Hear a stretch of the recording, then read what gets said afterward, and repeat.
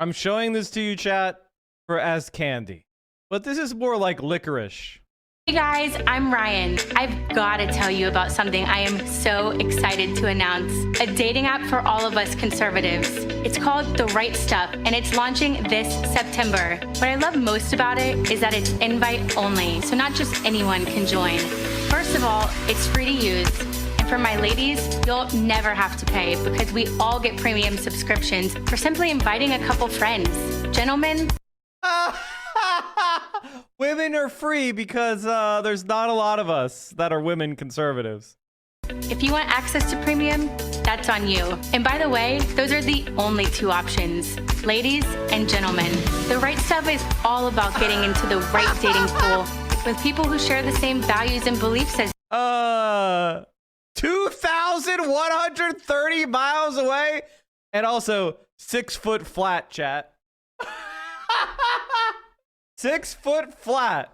How tall would you say he is, chat? How tall would you say? with people who share the same values and beliefs as you. You'll start off by building your perfect profile.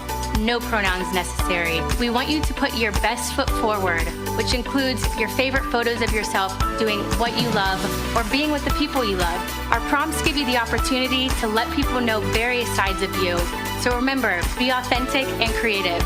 We're sorry that you've had change the president to endure years of bad dates and wasted time with people that don't see the world our way, the right way. Okay, once you're in the app, I want to watch the whole thing now. Also, they named themselves after a very famous movie. Oh shit, I just typoed. All right, here we go. I've got it about getting into the right dating pool with various sides of you. So remember, be authentic and creative. We're sorry. Be authentic. Wyatt Ingraham men's shirts for men who dream big and live bold.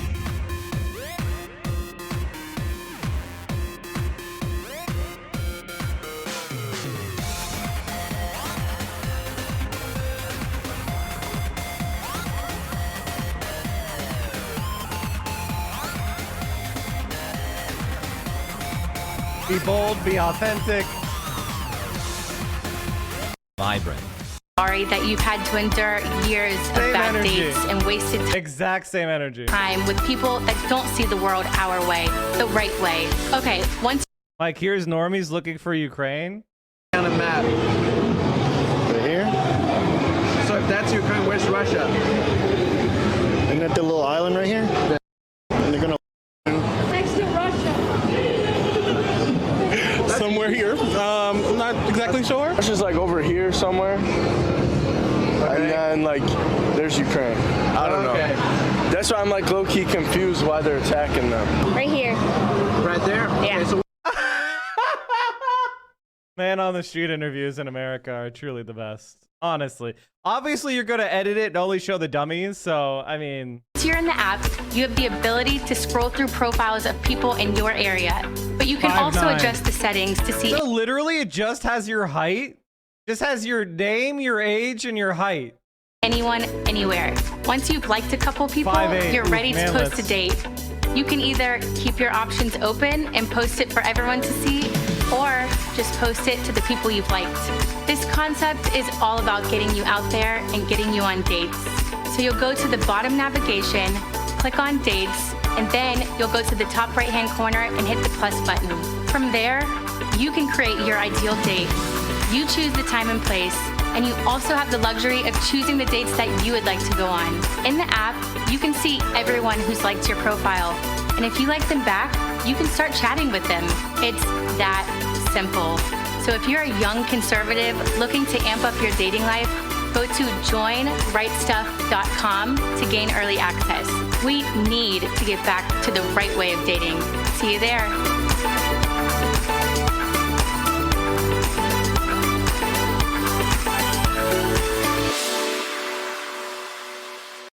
Did you see Ted Cruz' batshit crazy speech about South American socialism? I did see that. And actually, while you're all giving me subs, you can listen to it too. We don't support Marxists in Latin America, and any leftist leader who chooses socialism will be held accountable by the United States. Already, 9 governments across South America, Central America, and the Caribbean are controlled by socialists. All of these governments, with only one exception, are also overtly and ideologically anti-American. Colombia will become the 10th government in the region controlled by the hard left when the country's new president, Gustavo Petro, will take office. I am deeply worried that once he does, Colombia will join the ranks of anti-American forces in Latin America. Petro is the first openly Marxist to be elected president of Colombia. He was brought to power by Colombia's leftist fringe, including guerrillas and terrorist groups. Colombians are well aware of what has happened in other Latin American countries that have elected or have seen leftists seize power. Cuba and Venezuela, for example. I don't want to see Colombia follow the example of other socialist governments in the Western Hemisphere. We know where that leads. 10 anti-American governments. Those are rookie numbers. Let's bring those numbers up, like our sub count. Let's get those sub counts up. That's a rookie sub count. We're not even at 100. You gotta support the stream. Tier 1, Tier 2, Tier 3 subs. Amazon Prime. Get us through this hype train, and the punishment will end. Okay, this actually seems funny. Both Cuba and Venezuela used to be prosperous countries until leftists came to power. Castro and the communist revolution succeeded there. Maite Sonia fought in the counter-revolution against Castro. Mexican President López Obrador seems intent on making these trends worse. Mexico's president is the highest approval rating in both North and South America and the Caribbean combined. Mexico's president has the highest approval rating of any politician serving as president or prime minister in any of these continents. But please, go on.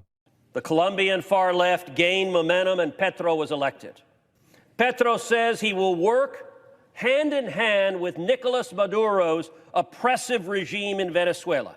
He is looking to work with the National Liberation Army, a terrorist organization in Colombia. He will embrace the FARC. FARC is an organization of Marxist-Leninist narco-terrorists. How great! An anti-American Marxist in a close ally of ours in Latin America. Absolutely fucking based, and the madder they get, the more we are winning. The madder they get, the more we are winning. Marxist, Leninist, narco-terrorists, let's fucking go. Now, in reality, chat, the right-wing government is always involved with the cartels because cartels are the cartels were the test case for neoliberal globalization. They always worked hand in hand with American and Western intelligence agencies. They were kind of proof of concept of neoliberalization in the first instance. So of course they work hand in hand with our intelligence services. Fun fact, during the runoff, both Gustavo Petro and his centrist opponent both supported normalization with Venezuela because it's batshit crazy to sanction Venezuela. They're not doing anything sanctionable. If you like the interview arc, then you've got to subscribe. Support the stream. If we could hit 5,000 subs this month, then we're going to do the interview arc. We're going to take the interview arc to the next level. That is my reward to you. And it's very doable because I took a bunch of days off. So, assuming we hit our sub goals, we should be able to do it. The major difference between Norway and Venezuela is the U.S. considers one of those countries to be subject to the Monroe Doctrine. Exactly. My copy of Das Kapital is on the way. Hell yeah. Hell yeah.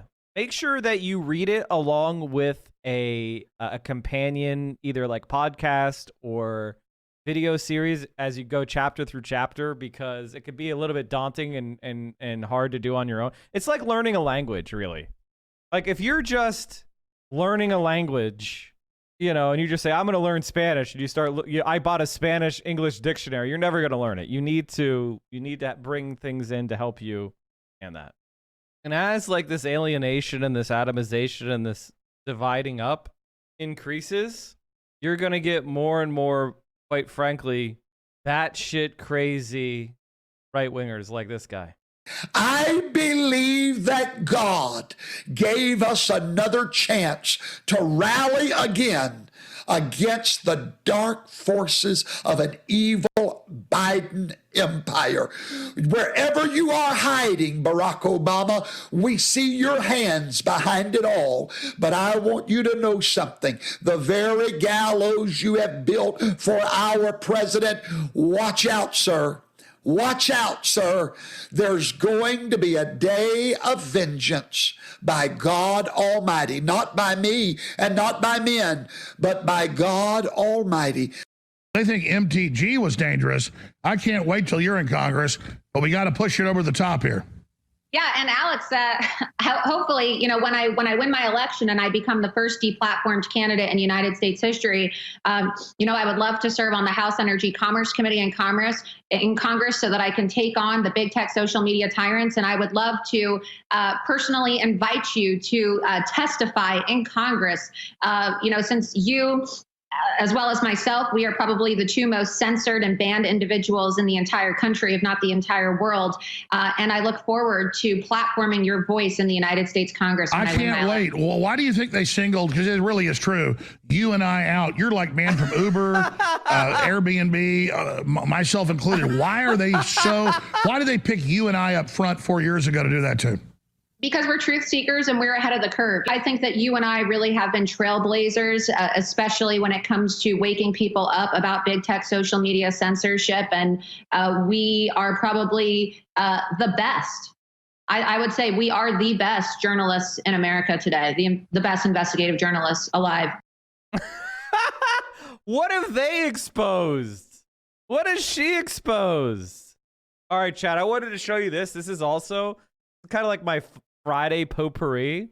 Jeremy Corbyn talking about how he got fucked over. This is very important. This is very important for leftists in politics, especially electoral politics, to learn the lessons of what happened to Jeremy Corbyn so it doesn't happen to us. Did I make mistakes? Of course.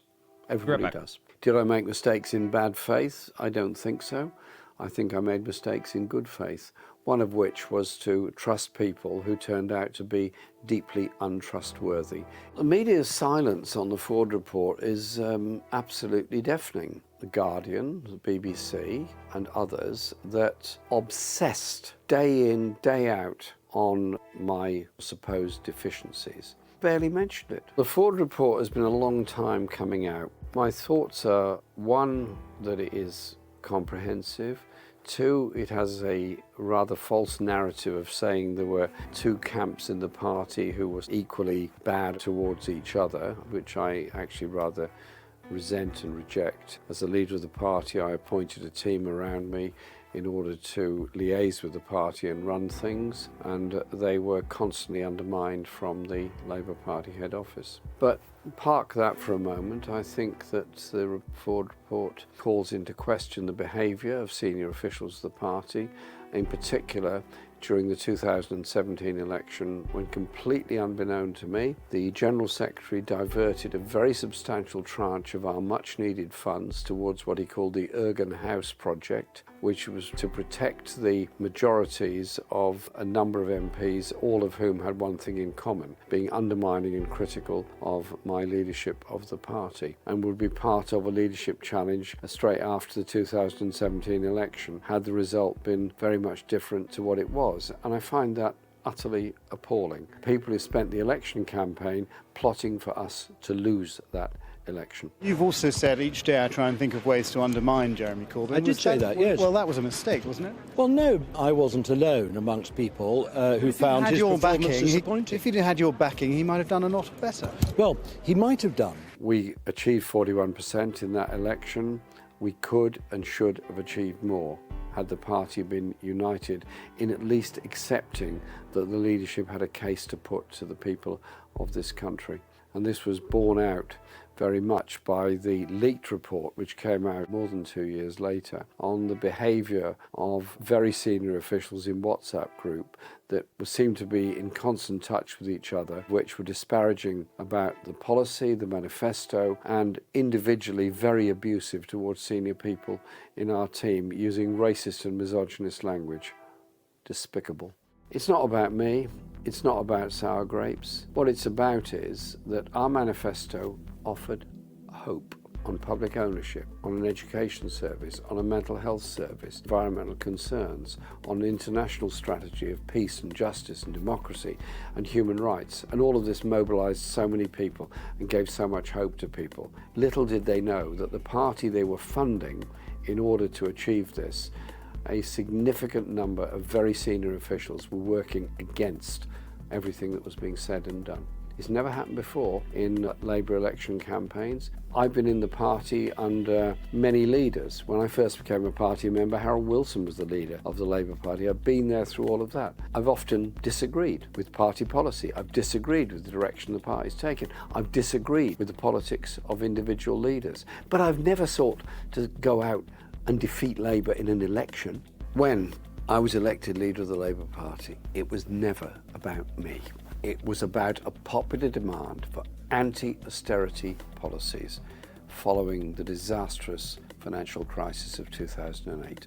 Therefore, the attacks so well documented in the Ford report were actually attacks on democracy and attacks on those people that wanted to live in a world of hope. Many people have now had an opportunity to read the Ford report in detail, and I think one of the things that you should keep track of was basically Jeremy Corbyn was the leftist leader of the Labour Party.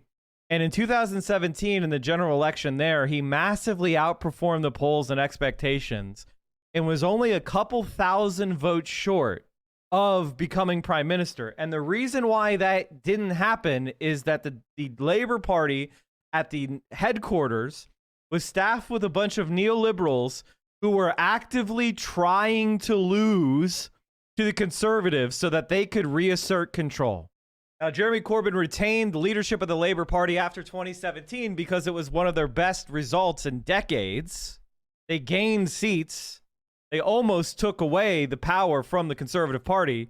And in the intervening years, instead of saying, wow, we were so wrong about Jeremy Corbyn, we should allow him to lead the party, they turned up their undermining efforts and eventually resulted in a bad performance in 2019, which is what they needed to get rid of him.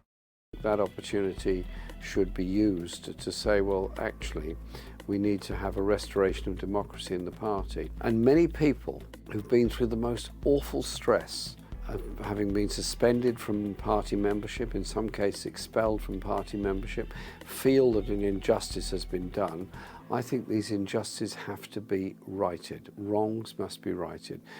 That surely is the best way of bringing the party together. We've got to unite our party or we won't win. I inherited a system that was dysfunctional. The leader's office was far too involved in day-to-day disciplinary matters. This is the way it had always been done in the party. If you're suspending members or even expelling members or investigating members, that somehow or other the leader's office should have a comment to make on this. I didn't want that. I thought there should be a separate process independent of the leader's office and they should not be involved. So I developed a process of separation and I invited Shami Chakrabarti to examine the issues of anti-Semitism and disciplinary processes of the party, and she did produce a very thorough and comprehensive set of proposals to do that. What I later discovered was that some of the cases where allegations were made of anti-Semitic behaviour by party members that we ourselves had referred to the party because they'd been referred to me were then delayed, and I got the blame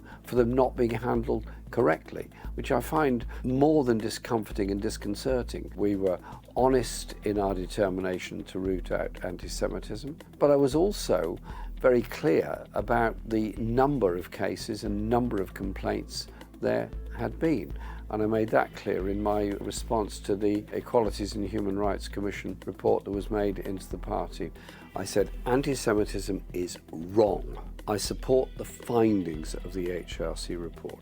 I support rule changes to implement those findings. I also said that the levels and prevalence of anti-Semitism in the Labour Party had been grossly exaggerated. The number of people accused of anti-Semitism was actually quite small. My membership was briefly suspended the day that I made that statement. I appealed against it with a very strong statement and a huge body of evidence to explain that this was completely wrong, and I was unanimously reinstated by an NEC panel. And then I got word that the whip would not be restored until I took back everything I'd said. And this has gone on ever since. The Ford report, in my view, completely vindicates the position that I took. The fight against racism will be won by a party united to defeat racism in its entirety in all aspects of our society. That is what I've spent my life doing. That is what I'll spend the rest of my life doing. Well, I was suspended from membership of the Labour Party for a Facebook post that I put up, which was actually a considered response to a significant report and document. It's very strange that many of those people that spoke up against curtailment of free speech. This has become a row over freedom of speech. A wave of censorship that seeks to silence conversation, to stifle debate. We're talking about freedom of speech, shutting down freedom of expression. I set up the Free Speech Union. Were remarkably silent where I was concerned.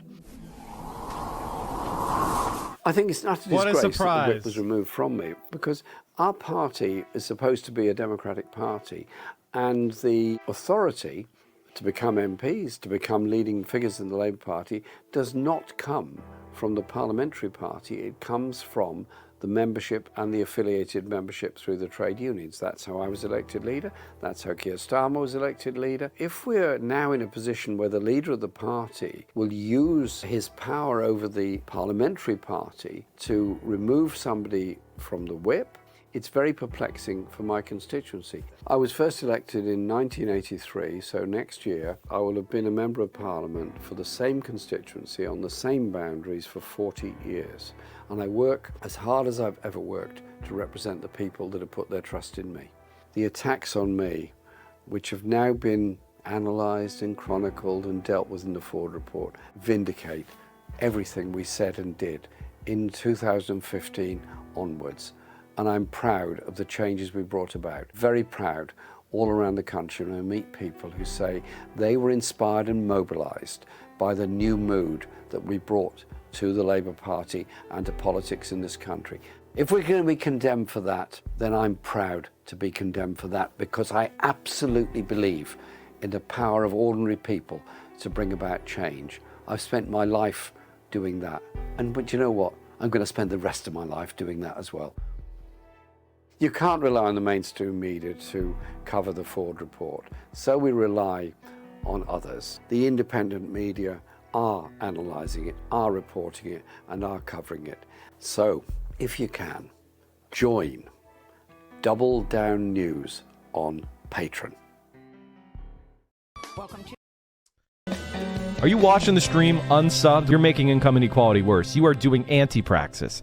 We are the only Twitch stream that will not accept scam advertisers, and I will never fuck you over by selling you crap.